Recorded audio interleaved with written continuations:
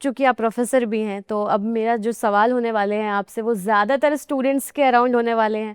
आप young minds से मिलते हैं, आप बहुत सारे आइडियाज़ से मिलते हैं, क्योंकि यंग माइंड मतलब आइडियाज़। कहीं ना कहीं ये जो यंग माइंड है ना, ये लैक कहाँ करता है? स्पिरिचुअलिटी में, ये लैक करता है बिलीव्स में।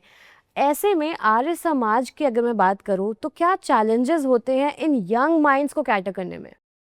बहुत बड़ी समस्या हमारे सामने ये है कि यंग के सामने इस समय जिस तरह की अप्रोच उसके सामने पैदा हो रही है, उसके अंदर विकसित हो रही है, वो बहुत तार्किक नहीं है। बहुत तरह के धर्म के प्रति, ईश्वर के स्वरूप के प्रति, आस्था के प्रति युवा के मन में एक खास किस्म का उभार पैदा किया जा रहा है। और जब कोई भी व्यक्ति धर्म के फील्ड में आता है तो उसमें तर्क से ज़्यादा श्रद्धा का भाव इन्वॉल्व हो जाता है। प्राय ये हमारी टीचिंग का हिस्सा रहा है कि श्रद्धा करिए। आर्य समाज की टीचिंग ये रही है, स्वामी दयानंद सरस्वती की टीचिंग्स ये रही हैं कि श्रद्धा का आधार तर्क है, क्योंकि तर्क हमें किसी भी फैक्ट को फैक्चुअली चेक करने की दृष्टि देता है, समझ देता है। यदि हमारे पास तर्क ही नहीं है तो ऐसे बहुत सारे विचार, बहुत सारी बातें हमारे यूथ के मन में घर कर जाएंगी जो बेसिर पैर की होंगी।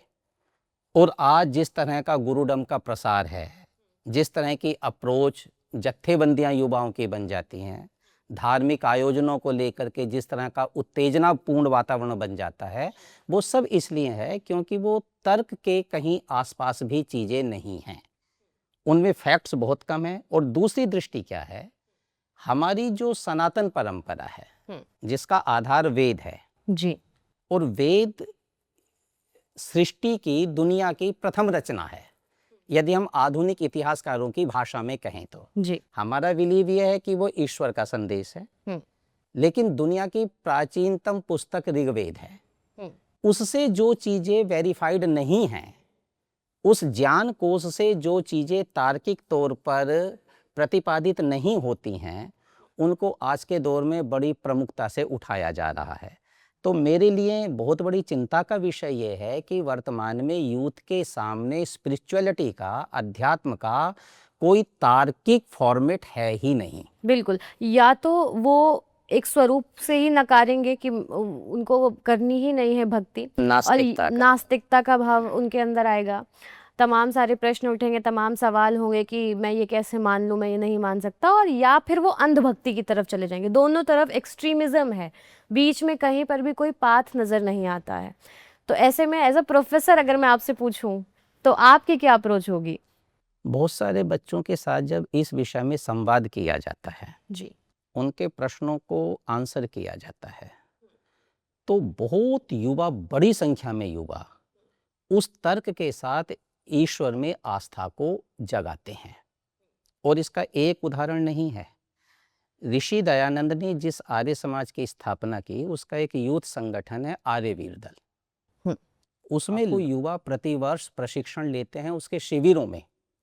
अच्छा। और उन शिविरों का जो एक पूरा पाठ्यक्रम है, उस पाठ्यक्रम का एक बहुत बड़ा हिस्सा वैदिक फिलॉसफी है। उस वैदिक फिलॉसफी में ईश्वर क्या है, जीव क्या है, प्रकृति क्या है, समाज के प्रति हमारी दायित्व क्या है, कर्तव्य क्या है, व्यक्तिगत जीवन में हमारी शुचिता कैसी होनी चाहिए, ईश्वर को अप्रोच करने का एक परफेक्ट तरीका क्या है, वो सारे प्रशिक्षण का हिस्सा है आर्यवीर दल के। तो उन युवाओं को यदि तर्क के साथ हम अप्रोच करें तो जिस तरह की मान्यताएं बहुत सारे संप्रदाय विशेष का प्रचार प्रसार करने वाले लोग हैं, वो ध्वस्त होती हैं, गिरती हैं, क्योंकि उनका आधार केवल श्रद्धा है, विवेकहीन श्रद्धा, तर्कहीन श्रद्धा। आर्य समाज जिस श्रद्धा की बात करता है, ऋषि दयानंद जिस श्रद्धा की बात करते हैं, भारत के दर्शन में आप एक चीज देखेंगी भावना जी, यहाँ दो दर्शनों का प्रारंभ जिज्ञासा से हुआ है, अथा तो धर्म जिज्ञासा, अथा तो ब्रह्म जिज्ञासा। धर्म पर जाने से पहले, धर्म अंतिम श्रद्धा में नहीं जाना, पहले स्टेप पर जिज्ञासा से शुरू करना है, पहले उसे जानिए। और वैसे ही ब्रह्म जिज्ञासा, वेदांत दर्शन का पहला सूत्र ही ब्रह्म जिज्ञासा है। श्रद्धा तो तब करेंगे ना जब उसको पूरे तौर पर जानेंगे आप, बिल्कुल। तो जिज्ञासा से भारत के दर्शन का प्रारंभ है, श्रद्धा तो उसका परिणाम है। जाना नहीं है, श्रद्धा कर लीजिए, ये खतरनाक है। और ऋषि दयानंद ने इस विषय को बहुत प्रमुखता से उठाया, डिनाई नहीं किया किसी चीज से।